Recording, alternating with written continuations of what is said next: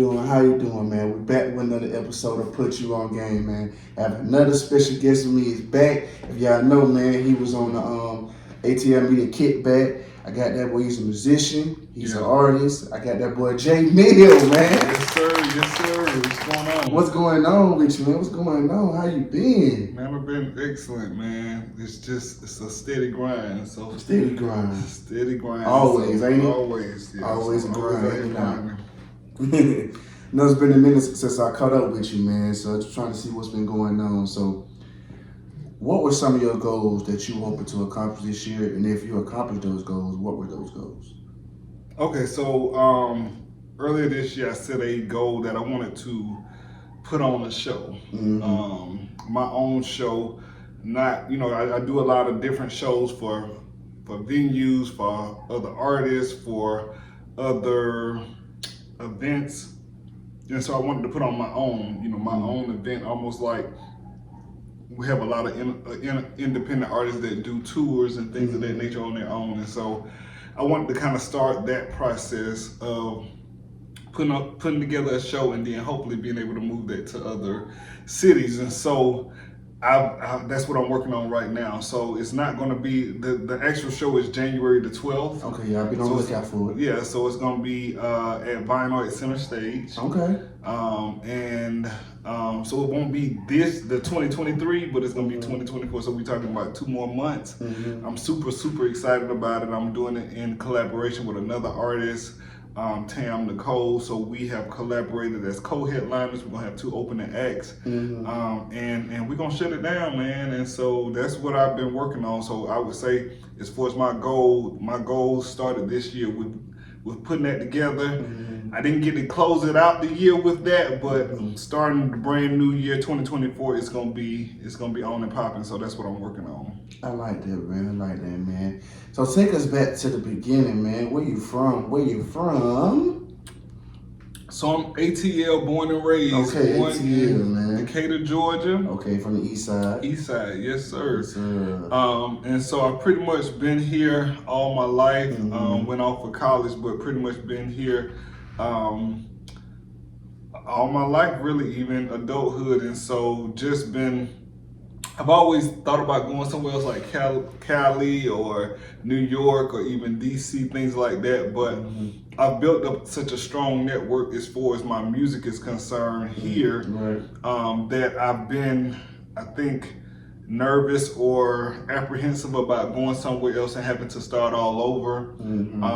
But like I said, I've pretty much been here, but I have looked into other places. So, New York and LA has definitely been somewhere I've thought about going, just because of some of the opportunities that may be there that are not here in Atlanta. But Atlanta has brought so many different opportunities now that you really don't even have to go anywhere. But yeah. It's crazy how you say that, because people that's not from Atlanta, they coming down, they come down here and think it's the land of opportunities, which it is, but it's crazy to hear you say a fellow Atlanta native born here talk about going to LA and going to New York. It's crazy, you know what I'm saying? So it's like, but how do you feel about, because I feel like it's overpopulated, traffic is too much, Atlanta it's just too much, man, just too much. So I know it's the scene right now. Atlanta got the music scene on lock pretty much. We done had this thing popping. We had it, I want to say, when would you say we took the torch? Maybe early 2000s, maybe? Yeah, I mean, I think Atlanta has grown to be the mecca of music in the South. I would say, the early 2000s, right? Early 2000s, yeah, and it's just grew since then. I think even with Tyler Perry just building that studio, that whole thing just kind of really brought actors, singers, models, all of that, every type of entertainment avenue that you have is here in Atlanta. And I'm just so happy that now we are really getting our shine, because so many different artists, just like even when I think about 90s music and things like that, so many artists that I looked up to came out of Atlanta. But of course they had to go different places or be different places just because of the nature of the industry. But yeah, you know, it's really good to be here in Atlanta because there's so many opportunities. And then, like I said, just the network of people. People are moving here just because they come here just for music, Just or for the music. or just for entertainment in general. And so you have so many people that are coming into the city, and so that's where you get the traffic, you know, and all of that. But I think it's a good thing. I think that you know, the world has its eye on Atlanta just like it does on New York and LA and some of those other places, because Atlanta has it going on right now. Yeah, it does.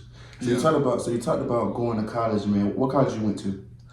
So I went to Albany State University, man. That's in Albany, Georgia. So I'm still in Georgia. I really wanted to go to FAMU or Tennessee State, but those out-of-state fees was like, nah, bro.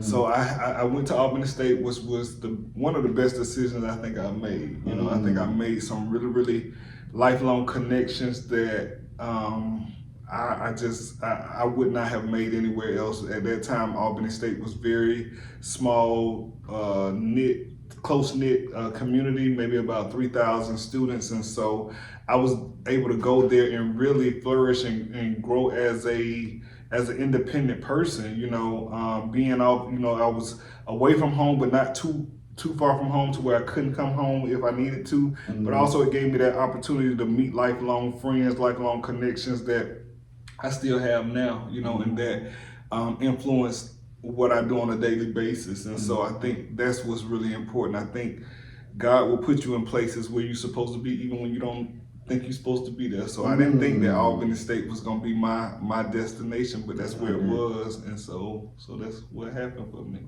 So it's crazy because I always preach on college, talk about college a lot on my podcast, because a lot of us, you know, coming up in our generation, you might be a little older than me, but the generation is more so, it was either college, military. You know, those were the two options you kind of felt at the time. And if you was working a regular job, you weren't really shit. You know what I'm saying? You was like, oh, nigga, you ain't finna do shit, nigga. You just gonna be one of these niggas that we see. You know what I'm saying? That we see. Right. So that was like kind of the choices. You know, of course now today's times changed, way more opportunities, way more ways to be successful in the world. But at that time, it was that. And I always tell people, like, a lot of people go to college for the wrong reasons. You see what I'm saying? They're going for somebody else, to make somebody else happy, and because they've been forced to go there, and they go there and get in debt. And I just tell people, man, my whole thing is just find what you love to do. You know what I'm saying? If what you love to do involves going to college, then do that. You know what I'm saying? But if it doesn't,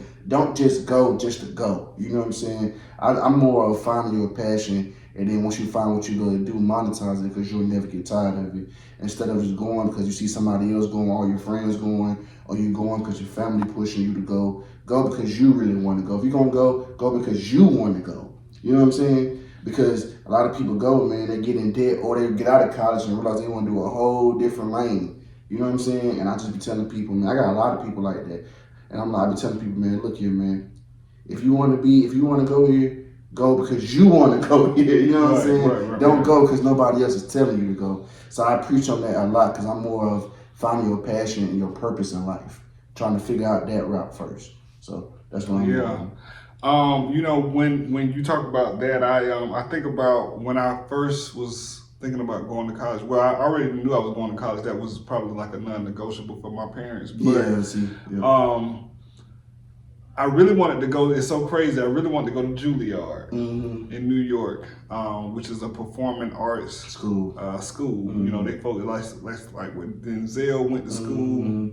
So many other famous actors and entertainers came out of Juilliard, and so I really wanted to go to Juilliard. And I told my parents that, and they was like, "Look, we're gonna support you to get you a 4-year degree." And Juilliard ain't it. Like, you can do that after you graduate from a 4-year school. And if I, you know, honestly thinking back, like I really wish I would have went to Juilliard. You know, I think that there are some other opportunities that probably would have presented itself. I think I could have stepped out on faith a little more during that time. But I do appreciate my parents pushing me to get a 4-year degree, because that's something that you'll be able to use no matter what, no matter if this entertainment thing does or does not work out, you still have something to fall back on. And I think that was their whole mission and purpose for pushing me that way. So I'm not mad about it, but Juilliard was where I wanted to go. But like I said, I think God has a way of putting you where you're supposed to be. So maybe Juilliard wasn't for me, but just to be honest, that's definitely was on my top list. Juilliard and then Berkeley. But yeah, I think the path that I went, everybody has their own path, and so I think the path that I went was the path that was already predestined for me before I even got here. So I'm just living it out right now. I like that, man. I like that. And that's what it's about. Your parents always have your best interest at heart. You know what I'm saying? Absolutely. So they always want the best for you. They always want you to, because they feel like this is the best option. You know what I'm saying? But I always say, don't nobody know yourself like you know yourself. Right. You know what I'm saying? So that's always the battle sometimes. Sometimes, your parents try to tell you what they think is best for you, but only you know what's best for you. Right. That's why I would try to tell my siblings all the time, like, even though I may want this for you, if you don't want it for you, don't do it. Right. You know what I'm saying? Right. Because you don't just do it for me because you never want to be happy. And my goal is I want you to be happy. Right. You know what I'm saying? So that's always the goal in life, man. Is I want all my loved ones and just people in general just to be happy and doing what you're doing. That's all, man. Because I'm miserable. We got one life to live, man. Living it miserably ain't the right. Right. That's you right. So, man, let's take it back to it. So, when did your love for music first take place? My love for music took place. I think back when I was in elementary school. I was in the chorus, and I think that's where it started for me. Being in the chorus. High school, I was in the gospel choir, and I think I just always had a love for music anyway. I would listen to music around the house, sing around the house. I had a next door neighbor that actually was pursuing music as well, and so we kind of just connected on that level, even at a young age in elementary school, and so we would always be, comparing, different artists and listening to different artists, trying to emulate those artists. And so I think it started there. It picked up even more with, like I said, in the chorus in elementary school. But then as soon as I got to high school, I think I really knew then, like, okay, I really want to try to make this thing work, and so I started investing in other things like vocal lessons, trying to do that. Now, one thing I would do if I could do it all over is start earlier. I think that I was singing, but as far as the training, getting trained, and other opportunities, I think I was so nervous about putting myself out there as a singer, as a entertainer, as an actor, all of that, as a young guy, that I think that I missed out on a lot of training that I could have had that I ended up getting later on. But I think that I would have been a lot further, had I taken those opportunities. And some of it was because I was just I think confidence-wise, I wasn't ready to share even with my parents, like, hey, this is what I want to do, because I think my parents would have supported me with it. It's just that something I wasn't sharing with them. I was kind of like, I would do it behind the scenes or not with them knowing that it was something that I was really interested in. So I don't think until high school that they really realized, oh, you really like to do this, And so I think had I started earlier, which I know a lot of people or a lot of my peers that have started earlier, they've gotten a lot further than I think that I've gotten. But like I said, I still always come back to the fact that I think my path was already made, and but if I could do things different, that's one of the things I think I would do is start earlier. I knew then in elementary school that that's what I wanted to do. That's what I thought about. I just saw myself, I always would look at artists like Usher, and he was coming up, even though he was young at that time as well, but he started out really, really young, and his parents was pushing him because his mom was his manager and things of that nature. And so I looked at like his journey and I'm like, yeah, I could do that, and so when I think about that, I should have pushed my parents or let my parents know earlier, like, this is something that I really want to do. I need y'all to help me perfect my craft, So yeah, so that's what I would say. So why do rappers get slack when they have a ghostwriter but singers don't? Rappers always it's always a big thing, which should be to a degree, that he got a ghostwriter, he write his lyrics for him and this and that. But when singers, they have a lot of songwriters, there's not an issue. Well, why is that? To be honest, so I would say it's the craft. I mean, I think singing is a little different than what you would call, so the rapping of I think when you think about lyricists that I consider to be very monumental or even legends as rappers, like your Tupac or your Biggies and your Daddy Kanes. Yeah, all of those. I think that like they came off the dome with it. You know what I'm saying? So they didn't have anybody writing their lyrics for them, at least not that we knew of at the time. And so I think that that's how when you think about legends like that, you think about, okay, they didn't have to do that. Like, they just came off the dome. So the I guess your expectation for rappers today, or even that you consider to be rappers, you want them to have that same type of craft. With singers, that has never been the case. I mean, when you think about really good singers like Whitney Houston, like, she didn't write a lot of her songs. People wrote the songs for her. She just her gift was her voice, and she used that. Not to say she didn't write anything, but her gift was her voice. And so I think when you compare the two, it's two different lanes, I think. But I do think you can be a good rapper and have your lyrics written. Like, I think there's some rappers that are out now that I'm sure they have ghostwriters and they are able to make it work. I think it's just about your delivery, your drive, how you connect with the audience. I don't even think it's about who wrote the lyrics, because you could write the lyrics for me, but if I can connect more with it and deliver that to the audience, who cares who wrote the song? Because they used to try to shun or put down Bow Wow, I think, a lot for Jermaine Dupri. They used to say he wrote his lyrics and all of that, but who knew and who cared? Like, he was putting out good music. He connected with the lyrics. He connected with the music. Like, he was on. I mean, like, for a minute, Bow Wow was like on everybody's playlist. You know what I'm saying? No matter who you were. So, and so I think that's the difference. Now, I think it's the difference if you get your lyrics wrote for you and you don't have the delivery. So then, I think now we need to kind of try to see, well, what are you bringing to the table? Because what is your talent? Are you a rapper? Because I think to be able to put those lyrics together and deliver it, that's a talent, and it really doesn't matter to me, who wrote the lyrics. Of course, if it came off of your dome, then I'm thinking, he's definitely dude. But I heard Chris Brown say something. Chris Brown said that, I know his opinion, he said, with singing, yes, with singing and rapping is okay. Yes, you can write the lyrics, but singing, but who gonna sing it like me? You know what I'm saying? Like you said, with Whitney, it's more of a voice thing. Like, you can write it, you know what I'm saying, but ain't nobody gonna sing it like me. It's more, okay, I can sing it.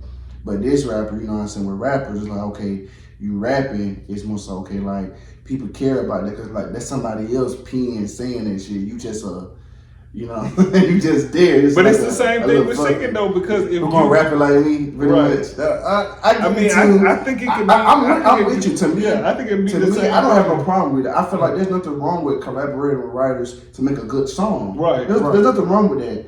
But it's more so you can't call yourself the best, and that's what I want people. You can't say I'm the best to ever do it, or you can never be in the class of one, the best to ever do is if you have somebody writing for you, because that's disrespectful to the people that are writing their own shit and making it happen. You see what I'm saying? To me, that's how I feel. But there's nothing wrong with collaborating. Because I tell people, it's hard to make a good song, man. Making a good song ain't easy. There's some talented rappers that can't make a song to save their life. I mean, they can rap like crazy, but when it comes to making a good song or a catchy song or a song that's gonna get people to tune in, they can't do it. Yeah, I know a lot of them. I know a lot of them that I'm like, damn, you can rap, but when I hear the music, it don't add up, and it's because it's hard to make a really good song. But I think that's where I go back to the delivery piece. I think the delivery is, because if you listen to even some of the stuff that we listen to today that is popular, it's not even about what they saying. It's not lyrics. It's not. It's the delivery. It's the catchiness of it. And that's what draws the people in. It's not about the lyrics really, because sometimes they saying the same thing over and over again, but it's how they deliver the song. You know what I'm saying? And it's the beat. So all of that takes. You got to take all of that into consideration when you are considering music. But I think, like you said, when I think of those who I consider the greats in rap, those or even Jay-Z, I think he's considered one of the greats. Yes, absolutely. And he, for as we know, writes all his stuff, and so I think, because even if you think about this, P. Diddy is definitely a mogul and someone that I look up to. But 100%. Is he the best rapper? No.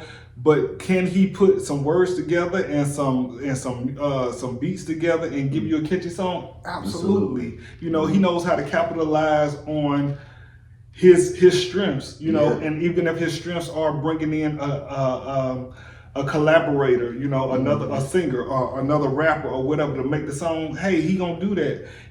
But he's still gonna be the executive producer. Like, he knows how to make it a great business move. And no, he's not the best rapper, but guess what?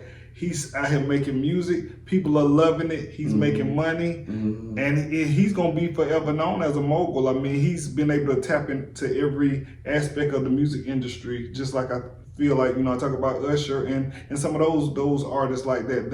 When you're able to tap into all aspects of the music industry, whether it's writing, producing, performing, behind the scenes, executive producing, acting, all of that, then you really have longevity, because you're not just a one-stop shop, or a one-hit wonder. You are able to do and put yourself in all different arenas, and then be able to maximize that and use that as a business opportunity. And I think that's what's important. Absolutely. Yeah. Absolutely. So, what have been some of your ups and downs being in the industry? I think when I think about ups and downs, I would say, for one, I'm not where I want to be right now, and it's not a down, but it's just a part of the grind process. It's a part of the journey, and I'm okay with that. But I would say, not being backed by a major label, like, I think so many people put focus on major labels, and now they've made it to where now you can do so much more now as an independent artist than you could with a major. Is good, but then also that major backing helps with funding, the promotion, marketing. So, I think when you think about that, now if you are, say, just throwing off somebody right off, Ashanti, okay, she had a major label deal, then now she's independent. Well, I think that works for her, because now she already has the fan base. So she's own thing she's doing is capitalizing off of what she's already created from what she used from the major. So I think that's what you have to do now. You have to use the major to get where you get the fan base that you need, and then from there you can separate yourself from the major and focus on that fan base as an independent artist, and just keep doing that, because if you have a solid fan base, that's all you really need. Like, that's what you're saying, for real. Yeah. So I think that's what's really important. And so ups and downs, I would say, for me, I would have loved to be part of a major label, and I'm not saying that won't happen. It will. But I think that I do want that to happen, just to use that as leverage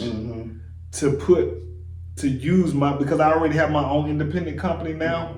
So using that to collaborate with them and use that to fully push my whole independent artist thing. So use them to leverage me and then go on and go even further as an independent artist. So that's what I would say would be my down. The up, is I would say everything that I'm doing. Like I don't let anything tell me or anyone tell me no. Like it was a time when I was looking for opportunities, like trying to join this band, trying to get into this showcase, this or that.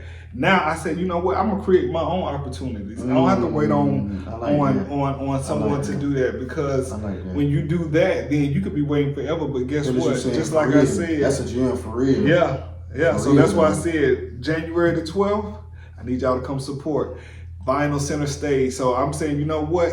If I don't have anybody that's gonna put together me a tour or a show, I'm gonna do it myself, and then I'm gonna make them come to me, because they're gonna see that, you know what, he's doing this all by himself, you know, or doing this with his team of people, because I can't say I'm doing it by myself, but I am doing it with a team of people. But it's not a label that's backing me, you know what I'm saying? And so I want that to be known, that like for anybody that is aspiring to do anything, whether it's with music or anything, don't let people tell you or give you a ceiling of where you have to be. Like, create your own opportunities. You don't have to wait for opportunities. You can create them yourself. Create your own showcase. Create your own band, your own whatever. If people are not giving you an opportunity in the studio, build your own studio. So many things. You got YouTube out here now. You got all of these different avenues to create your own, to where you don't have to wait on people to do it for you.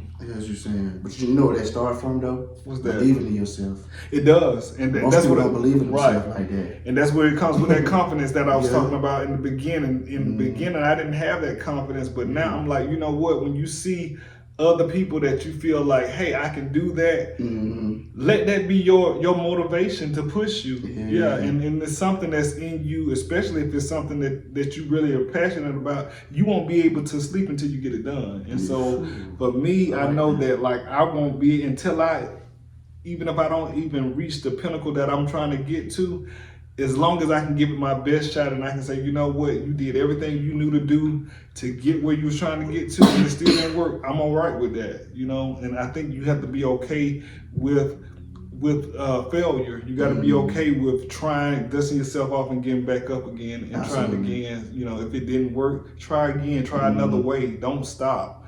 And so that's why I encourage. That's why I always tell my sister when she play flag football, like, as long as you know that you put your all out there on that field, you can walk away with your head high. Sometimes some team just may be better, or you just may, or whatever. But as long as you know that you did your best, I left it all out on the field. We still lost. You can walk away with your head high, because I know I gave it my all. You know what I'm saying? If you ain't giving your all, there's gonna always be that doubt in your mind, like, damn, if I just would have done this, if I would maybe tweak this around, then I could have been here. But if you know that you did everything you could in that exact moment or whatever time period that you was in to make it happen, you can walk away with your head high, be like, okay, shit, all right, that's cool.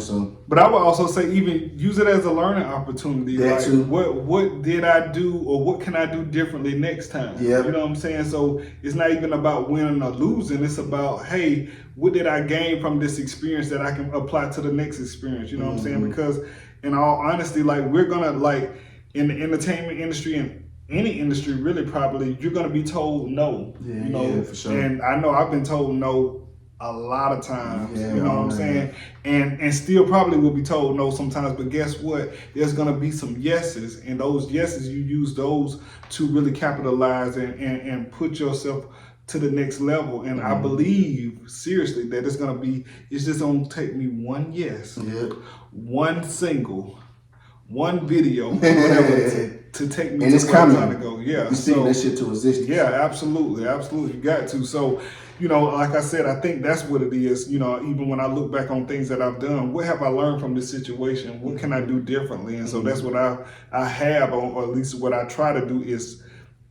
really reflect on and say, how can I do something differently, or what can I do the next time I get offered or put in this situation. For sure, man. So, if you could change something about the music industry, what would it be? Well, I think I think now the focus has been. I heard on an interview probably just about a week or two ago. Ray Daniels is a Popularity contest. Yeah, did you hear that? You heard that? It. Yeah. So he was like, contest. It's a popularity contest. It's not even about talent anymore. It's about who people feel like is popular. So if I could change one thing in the music industry or even the entertainment industry as a whole right now, I would make sure it's not a popularity contest because, who's popular may not be the most talented, and I don't even think that I'm the most talented. However, I do feel like what I bring to the table, I bring something that I feel like the world could benefit from hearing. I think that I have something to share, and I may not be the most popular, so I think that takes the talent away. Yeah, or it just take because then it's not even, you got people that's not really there for the right reason. They're not there because they're passionate about it, like someone like me or you, who are passionate about what we're doing. They just are popular, and people are like, oh, you did that song, good, go do another one, and so they'll do it. And labels are seeking it, and they really could care less what they saying, how they saying it, what kind of feeling it gives people, what kind of impact it has on people. They could care less. It's all about because they're popular. So if I could change one thing, that would be what I would change, is that I think that it shouldn't be about popularity. It should be about the music. It should be about what you bring to the table, the talent. It should be about your drive, your hustle. You know what I'm saying? Like I really feel like as an independent artist, I work damn hard, you know what I'm saying? Like, because I'm constantly doing things to hustle, to grind, to make sure that I'm getting my stuff out there. And even when I feel like, oh shoot, like I put this song out and it's not getting the response I want, I'm still going back trying to figure out another way to do it, or what's gonna be my next song, or what's gonna be my next video. So I think that would be what I would change, because so many people, not just me, but so many people, independent artists that are great artists, will never probably be heard from worldwide because of just this whole thing about popularity. They awesomely talented people, but just because they're not popular won't ever be heard. And the sad part about it is they may not have the drive and charisma to continue to keep pushing, just like some of these other artists, And so that's what I'm trying to do, is still to beyond popularity, beyond all of that, is to still keep pushing through and just believe that at some point, all of these things that I'm throwing out in the atmosphere, something's gonna stick.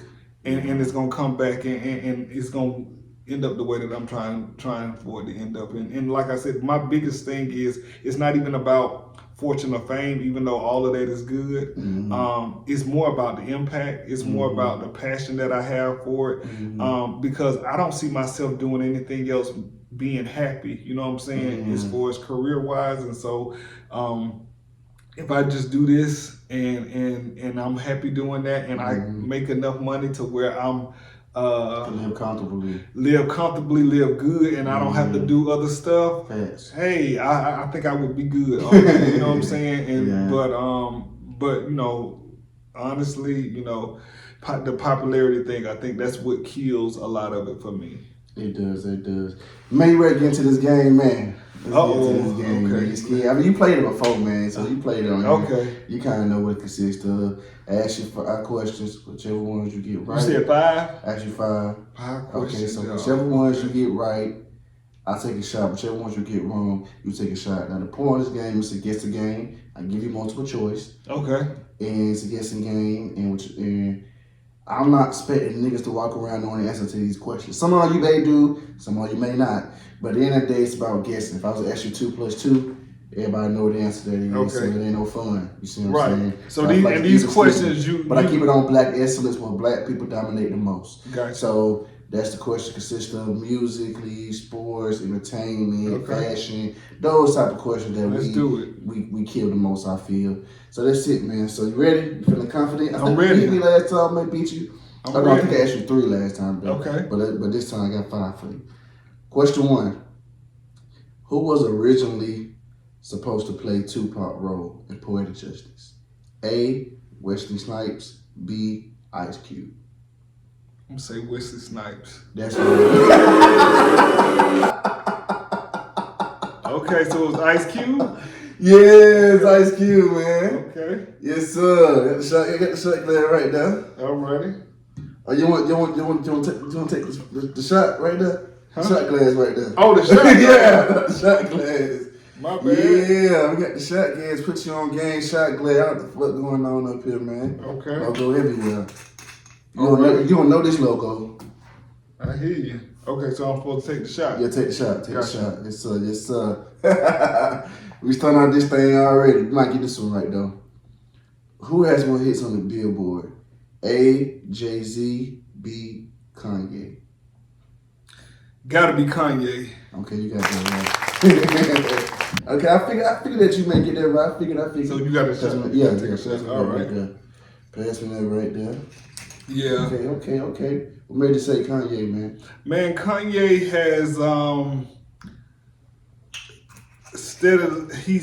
has consistently put out amazing music. You know, no matter what people say about Kanye and his rants and some of the things that he does, his music I think speaks for itself. And I mean his influence, which is so crazy because I look at just like he could be, you know, talking about Donald Trump or whatever, and people hate him, but then he does a concert, right? Or he does a concert and it's sold out, like it's crazy. So his influence is still crazy, and the fact that he has, you know, tapped into, you know, the hip hop aspect, but not only that, he even went over to the gospel side and took over that, you know, and so. I think his influence is just amazing, and just to think even with his fashion, you know, like I look at some of the stuff he wears and I'm like, dude, that ain't fashion, you know what I'm saying? Not to me, but then people love it, you know, his Yeezys, his, you know, just the different things that he puts together. But what I can respect about him is that he's original, you know, he's a creative, and he really could care less what anybody has to say about it. Whether you like it or love him or hate him, he's gonna be Kanye, and I think that speaks what, you know, volumes, because so many people try to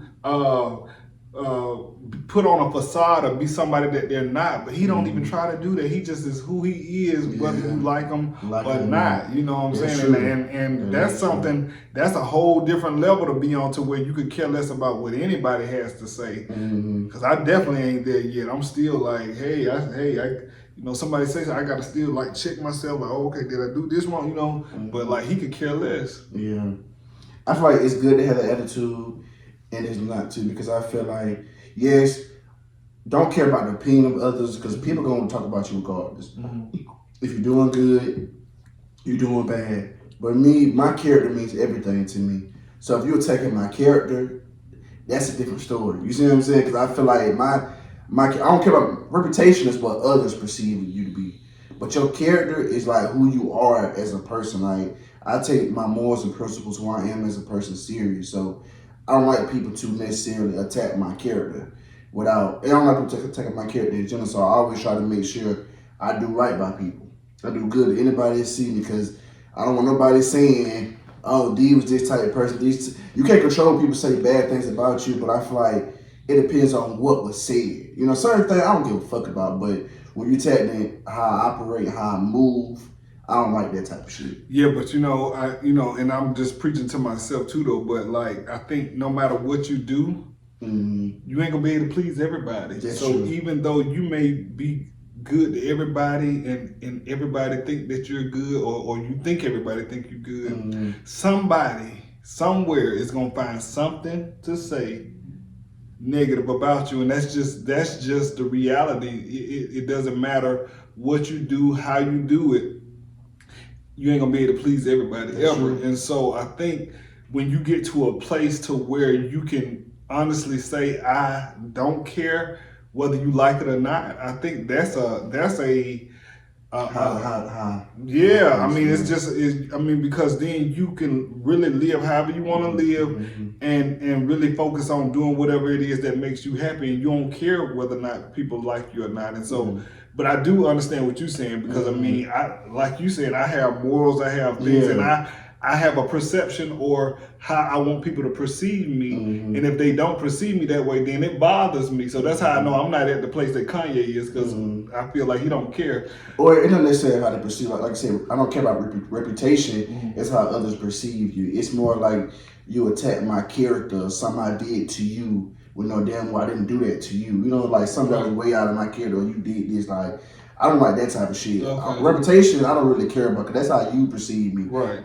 Your perception is different than how I view myself. You see what I'm saying? So I don't really care about reputation, how people think. I don't really care about it. I care about when you attack my character. That's a different story for me. Gotcha. But let's get back to it, man. Okay. What album did Ludacris win a Grammy for? Was it A, Word of Mouth, B, Release Therapy? Word of mouth.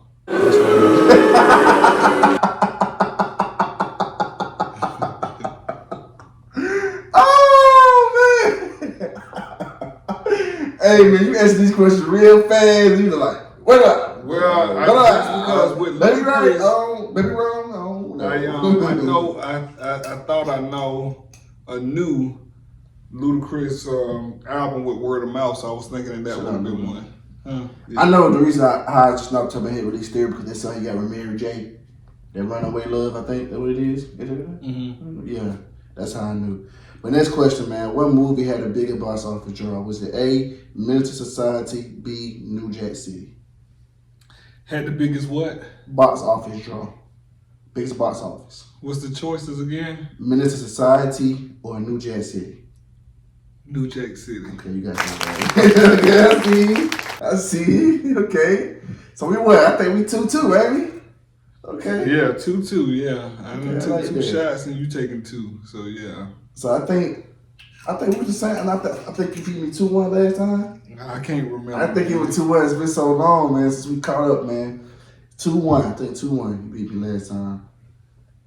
All right, so this the one for this number 5. So it's 1. Which Nicki Minaj song debuted higher on the charts? A, Your Love. B, Right Through Me. Oh, that got to be Your Love. Okay, you got that right. Okay. How did you know? Okay, so let's get to this. How did you know it was Your Love? Because the other one, I don't even know what that other song is. Right Through Me, I can't even think of what that is. But Your Love. You see right through me. How do you do that shit? Oh, okay. Oh, yeah, okay. So you never heard that song? That was a big song. I have heard that song, but Your Love was a big song. That was a really big song for her. So yeah, I just took my best guess on that one, and then the Right Through Me, I didn't realize that one was that one. So yeah, but absolutely. So if you would known it was that one, you still pick Your Love? Still would pick that. Absolutely. Hey man, keep up here. You did your thing again, man. Salute to you, man. All Salute. right, man. JMEEL out here doing his things. Okay. Do you like making the record or performing the record better?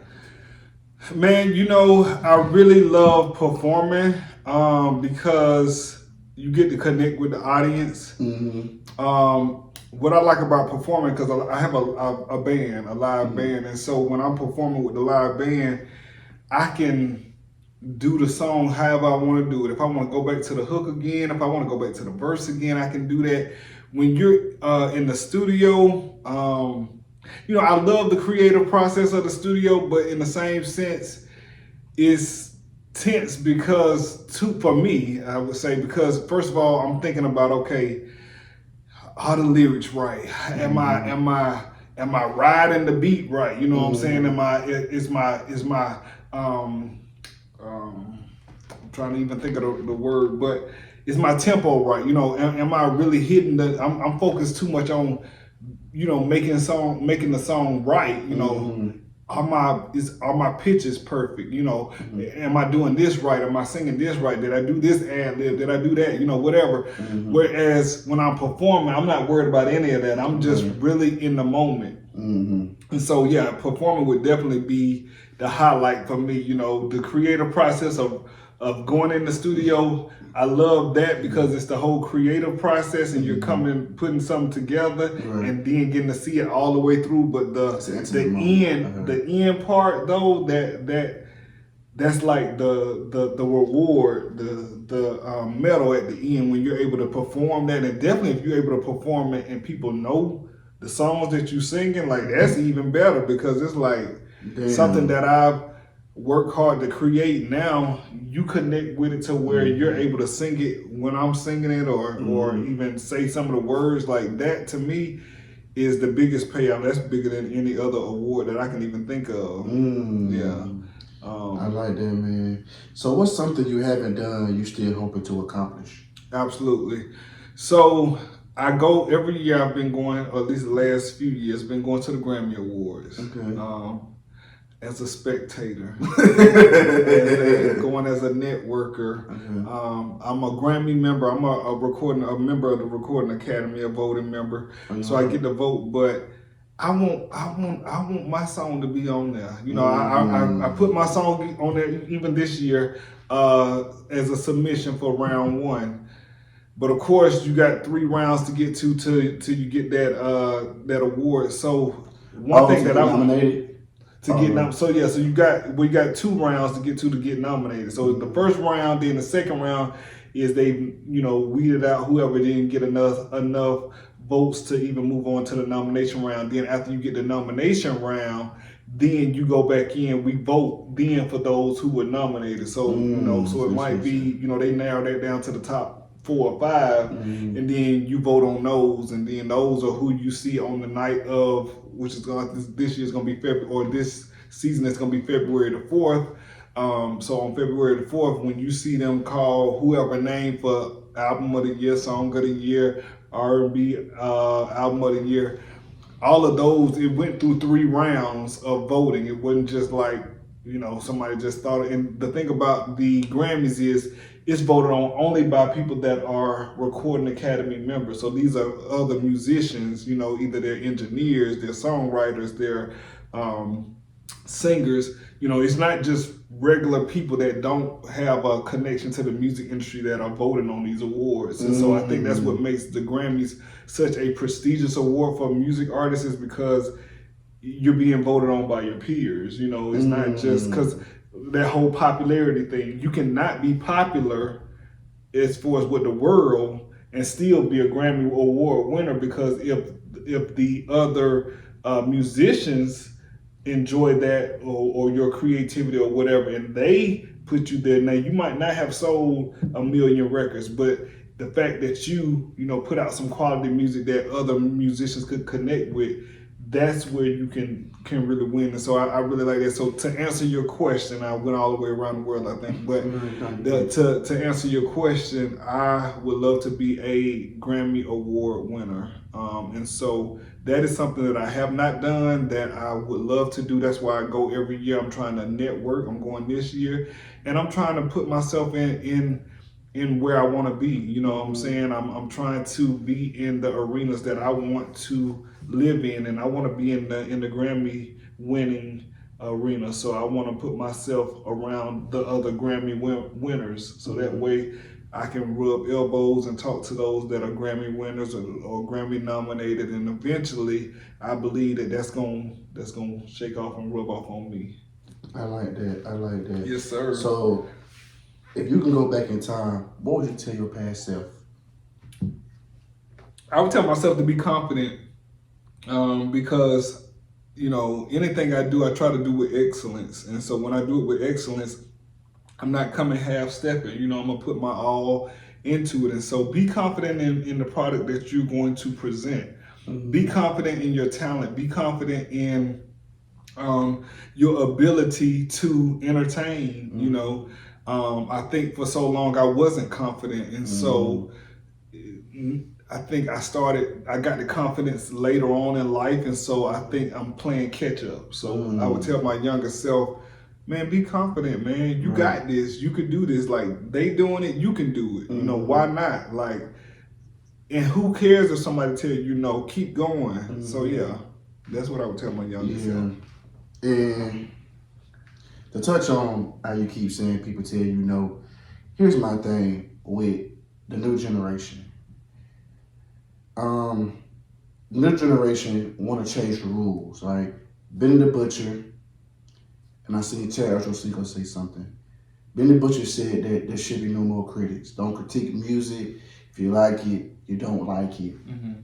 Ochocinco said Keith Lee should not be reporting on restaurants, should not be doing that. How hard? I feel like famous fan T.I. said, if you live for the cheers, you will die by the booze. Right? And that's so true because that is. When you get praised and love and all this stuff right here, you love it. You enjoy it. But as soon as somebody critique your shit and you don't like it, it's a big thing. It's all, listen, man, criticism has been going on for years. What was it, the Source magazine, 4 mics, 5 mics? That shit been going on before we existed. In the 90s, 80s. Right. This shit been going on. And now y'all want to get in the industry and change the rules. You cannot do that. You cannot do that. Because guess what? When these people praising your music, you probably don't repost them or say this or reach out to them. They always say, y'all don't reach out to us when we say something positive. But as soon as we say something negative, y'all want to, reach out and go crazy. Listen, man. There's a such thing as constructive criticism. Yeah. Right? So somebody hear what you putting out. You putting a product out. If you putting something out, people are going to critique you. I'm putting out my merch. You may not like my merch. Or you may say, bro, you probably could have put that on the side right here. It's like, if I'm putting something out, obviously I'm putting it out. So it got to be critiqued. You like it, you don't like it. That's why we just so soft, man. People just act so soft, pussy, sensitive, everything in a book. Because, like, we don't want to deal with no criticism. It's like, everybody before us dealt with the same thing. You can't change the rules, man. I feel like you can't change the rules. Yeah, but I think, what you're saying is a valid point. But I think what happens now in today's society, because social media, that too, is so it drives everything. And so with social media, I can critique you and then not show my face, not show anything about me. I can make a fake account and then go on your page and say all of these different things. See, that's true. In the past, you would get the critique, but you would critique me right here. You know, and I can know what your motive is if you coming from a genuine place or whatever. But now you can't even tell. You got all kind of little bots and all of these different people that are saying things on your timeline and all of these different things. Yeah, that's true. That's true. And they'll be so reckless with what they say because they're hiding behind a computer or behind a phone. And I think that's what makes that different because you wouldn't say that to my face. Absolutely. So you wouldn't say that in a general setting to where, if we was playing the music and then they offer feedback and you wouldn't say that then, but you are comfortable saying it behind your phone because nobody can track who you are. They can't see who you are. But see, I'm putting out my art for everybody. And so that puts me on almost like a chopping block or puts me in the spotlight for anybody and everybody to say whatever. But what I have to do and know as an artist is, first of all, who I am and what I'm trying to do, because if you go into that not knowing that, and then when you do put your stuff out, you have to realize that everybody ain't gonna like it, because we talked about that earlier about how everybody's not gonna like you. And so you have to be confident enough and sure of yourself enough to be okay with people not liking it or saying, oh, that's whack or that's trash, or go back, try that again, whatever the case may be, because people are so now accustomed to being able to go on they Instagram, on their Facebook, on they Instagram, Twitter, all of that, and not show who they are. That's true. So I I think that's the difference. You see what I'm saying? And that's why I said constructive criticism. Right. Because a lot of these people, like you said, the bots and stuff like that, they don't be knowing shit about music or the taste to make music or the taste. They don't know what y'all put in. And now they just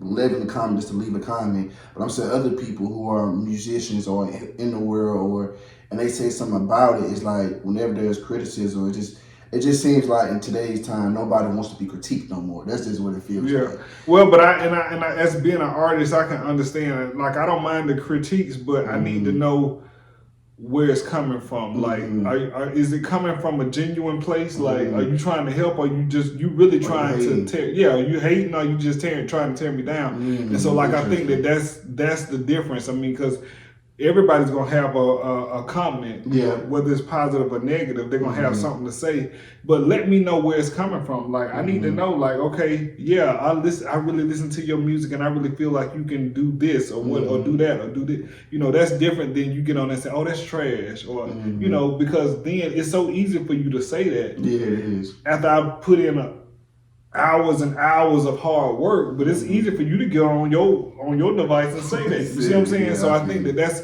what it is. I don't think that people is that. At least I can't say. I think artists do understand that you are going to be critiqued, but I think that in today's society, it makes it so easy for people to criticize and not have any connection with it, and not even be able to show who they are. But even when it goes to Chad Trosico, like I said, the restaurant, when he criticized Keith Lee about him going to different restaurants. That's another thing too, is like, oh, you know how hard it is to do a restaurant. Yes, all that's true. But like Keith Lee, in his response, he said, if this your first time speaking on me, he said, if you do not know me, understand, let me explain who I am. And he said, if this your first time speaking on me, well, it's your first time speaking on me, then what about all the positive things that I have done? All the positive things I've done, nobody never speaks on that. But when I say something negative about it, I'm this, but it's like this. You can't be a yes man if you in that type of field. I can't just say, oh, everything is great, because then that your credibility is down. And nobody gonna believe nothing you say. Right. So you gotta be able to offer an honest critique opinion about things without where people can legit, okay, this nigga, he's a real critique, because he's not gonna just say, yeah. He gonna say, nah, this shit, this, and he wants to be treated like a regular customer. Like he said, that's why I come in anonymous, because I'm a regular customer just like you. Right. We both here get the same shit. I ain't no different. Right. Just because you got more money than me don't mean you different than me. Right. So I want to be treated fairly. Don't try to sit. How you gonna tell me say I will wait? Then when I come in, oh, it's 5 minutes. Right. Come on, man, that's not fair. All these folks been sitting in front of me, that ain't fucking fair, bro. Right. And I think, you know, with the Keith Lee situation, I think that he just brought light to, you know, what people deal with on a daily basis. And I do think that that's an honest and fair critique, because if me and you go into the same restaurant together, if it's an hour wait for me, it should be an hour wait for you. Absolutely. Whether or not I'm Keith Lee or a Jay-Z or whoever, it should be the same. And so if it was gonna be an hour wait for Jay-Z or for me, then it should be an hour wait for Jay-Z. And so I think that he just brought to light a lot of things that probably needed for even the owners and some of these people to look at to say, well, wait a minute, we doing something wrong, because hey, we are representing African American businesses, small businesses or large businesses and things of that nature. What kind of message are we sending to our people? Because our people, we ask that y'all support us. We ask y'all to come spend in the Black community, but yet when you come, this is the type of environment that we're creating. This is the type of vibe that we're giving you, that if you don't have some type of status, then you have to wait an hour. But then if you come in and you're an influencer, you can wait for 5 minutes and then something's not right. So then we have to refocus and go back and look at how we doing business, because what are we putting as important? Because if I'm having a business, the important part of my whole thing is the customer service. So if I'm not providing customer service, and I'm not trying to build my clientele by bringing back customers because of the way I treat them, then our focus is off. We need to do something different. And then when you go in, you want to make sure that when people, whoever the host is or whoever, that's the face of your business. So when they come in, like, how are they greeting the people? Are they sitting you down in time, and when you sit down, are you getting a waiter or waitress to come to you in a timely manner, or are they just having you wait there for a long time? Like, all of that is important. So I do think that the Keith Lee thing, I think fair. That was that's fair because he went in, he called, and said, hey, I want a to-go order, and then they said, oh, well, we don't do to-go orders, but then he got there, then it's different. It's different. So so then now you have to be able to justify that as a business. Like, why was he treated differently than JMEEL that walked in there? Yeah, that's true, man. So, man, what's your dream collaboration? You want to get 2 people. Dream collaboration, dog. Wow. Usher. Okay. Yeah. Usher would definitely be a dream collaboration. So I'm gonna do music side, or not music side, but R&B side, and let me do hip hop side. Hip hop. We was talking about. You know what? I would say, Jay-Z. Okay. Yeah, only because I feel like he, his influence, his business mindset, and I think that he puts out great music. So so I would say Jay-Z, and I'm just coming off the dome with this because I'm sure if I thought about this, the whole list of people. Right. But Usher has been a major influence for me as a entertainment artist.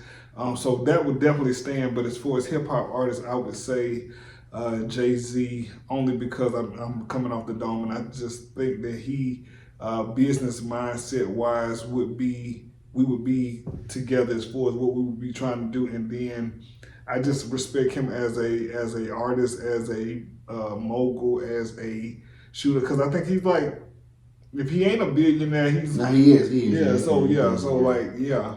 I'm trying to get to that level. So I'm trying to rub elbows with those. So okay. That's pretty good list. So where do you see yourself in the next 5 years? So in the next 5 years,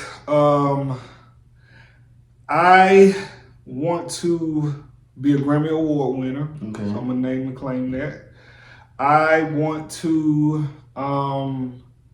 have established my independent label to be a collaborator, not even a collaborator, I don't even know what they call it, but I would like to have a partnership, that's the word, partnership with a major label. So I want to still work as an independent artist, but backed by a major, if that makes sense. So, you got like Universal Music Group and some of these major labels, or they call it the Big Four.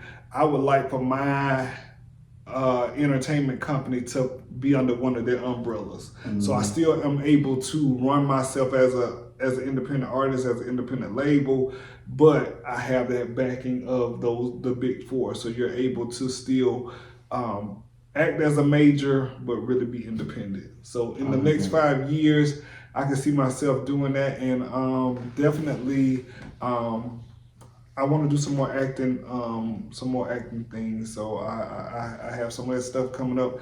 I recently, I'll say this earlier this year, I did a episode of Kingdom Business, which is on BET Plus. And I think I'm on episode 2, I don't know. But I want to do some more stuff like that. And so I got to do that. That has always been a big passion of mine, acting as well. And so I want to get back into doing more of that. But definitely pushing this music till I can't push it no more. I like that. That's a good way to end it. I still want to get out of here, man, with quick hitters, man. Favorite thing to do? Favorite thing to do? Wow, travel. Favorite car, dream car? Dream car. So my dream car had been a Range Rover, and I got one. Yeah, but my next dream car is a Bentley. I like that. I like that. Have you ever ghosted someone or has somebody ghosted you? Absolutely. Absolutely. I think both. So yeah, I'm gonna answer both. I've ghosted someone and I've been ghosted. So yeah. Oh, okay. You ever been cheated on? Has someone cheated on you? Have I ever been cheated on? You said have I been cheated on? Have I cheated on Or someone? have you cheated on somebody else? I say both. I'm not a cheater though. Hey man, black man don't cheat. Right, black men don't cheat, but I'm human, okay? I'm human and I make mistakes, but I have in the past. I have a song, and since we're talking about music too, called Friend Zone, and I say that to say that I Friend Zone is a song that I think connects with everybody because you either have been in the friend zone or you put somebody in the friend zone, and I've been in both situations. It seems like a lot I get put in the friend zone, but I've definitely put some. I've put my share in the friend zone. So as far as the cheating thing, is it a common practice for me? No, but I think that if I was being honest, I think I'm on both sides of the fence on that one. Man, what about you? Both. Both, okay. All right. Used to be slick serial cheater. Slickster. Slick, you know what I'm saying? I always been smooth talker. Women say that a lot about me. But I've been on both sides. But being on the other side, I see how the other side feels. Right, yeah. You know, and it's like, damn, it's like, damn, like that shit hurt so bad, especially when you was doing everything correct. Right. Well, he felt like you shit. Right. He felt like you doing everything right. So that shit is a motherfucker, man. I ain't gonna lie to you. But I understand now. And I always said, I understand how women feel now about certain things now. Right. Because I always say, women and men, we are stronger, you know, physically and stuff, but emotionally and all that stuff, man, women are 10 times stronger. Right. They can take what we take and then some. Right, absolutely. Simple as that, man. So, yeah, man, it has definitely been a pleasure having you on this podcast, man. I had to get you back for a full episode, man. I think it was lit. We was so dope, man, on the event thing, man. So I got to bring this guy back. I got to give him a full edition. I just put you on game. This is how we do up this motherfucker. So I had to bring you back, man. I definitely appreciate you, man. And I created this podcast for upcoming entrepreneurs and entertainers because nowadays people only care about you once you reach a certain status. I like to show people that, man, that there's beauty in the journey. Right. You know what I'm saying? Just because these people ain't famous or at a certain status that other people are at, doesn't mean you don't have gems, knowledge, or the talent or anything. Right. You know what I'm saying? Because people tend to only listen to people who are successful. Right. They won't listen to nobody else if you're not him. Right. And I feel like that is wrong because it's people that's actively in those fields that are trying to get there that can tell you what's real. So what he's even telling you, they might lie, he lied, or that he's telling the truth. You can actually do that. So that's one thing that's important to focus on the underdogs. So that's why I really created this platform, man, to get underdogs up here like you, man. And you're very passionate what you do, man. I appreciate you coming. I appreciate you giving me some of your time, man. Absolutely. We all busy. Yeah. We all got shit to do. And I always respect people that give me my time because I understand it. Right. And I'm grateful for it, man. So I just want you to know you're very appreciated. You can always come back on this platform. You want to promote something, say something, get some off your chest, anything, man. This platform will forever be here for you, man. I really appreciate you, man, and you're going to keep going because you're passionate in what you're doing. Lately, I'm glad I've been interviewing people who are very passionate in what they bring to the table, and I love that, man. I love that because that's what it's about. We lacking passion. Right. Everything is about money. Right. Money. Like how we just talked about labels. Right. How labels only focus on popularity, not talent. Right. Because it's money. It's a business. You know, everything is a business. If it ain't making me money, why would I go that route? Right. And sometimes you gotta put yourself in their shoes too. If you're not making no money, why would you do it? Absolutely. You know what I'm saying? So that's how labels looking at it. Right. And you gotta. So that's what it's all about. But we are bringing the real talent back. These people here are really talented. So fuck my boy JMEEL, man. Yes. And tell me what you got coming up next for him. Yeah, so like I said, I have a show coming up that I need each and every one of you to buy a ticket to, okay? Keyword is buy a ticket, okay? Buy a ticket is going to be at Vinyl at Center Stage. It is on January the 12th, 2024. It's going to be headlined by yours truly, JMEEL, as well as Tam Nicole. We got 2 opening acts, so we got some special guest performers. We're going to have a host. I mean, it's going to be a dope night. So we're calling it the All Access Blackout Affair. I need y'all to stay tuned. I want you to follow me at my social media platforms. That's at JMEEL Music. That's JMEEL Music. Go to my website, jmeelmusic.com. You can find out everything you need to find out about me. I also have a hat line right here, my fedora hats. It's called JMEEL Hats. I need you to go get you a JMEEL hat. You can get that on my website, or you can check me out at jmeelhats.com and order you a fedora hat. I have about 13 different colors. They are custom for you. So what you do is get the band, and it fits to your head. So don't say that your head is too big or too small. We're going to make it work for you, okay? Absolutely. So definitely check me out on that. And I want to big up you for the podcast that you're doing. You know, I've been seeing you since we met, you know, at the other event with Danielle.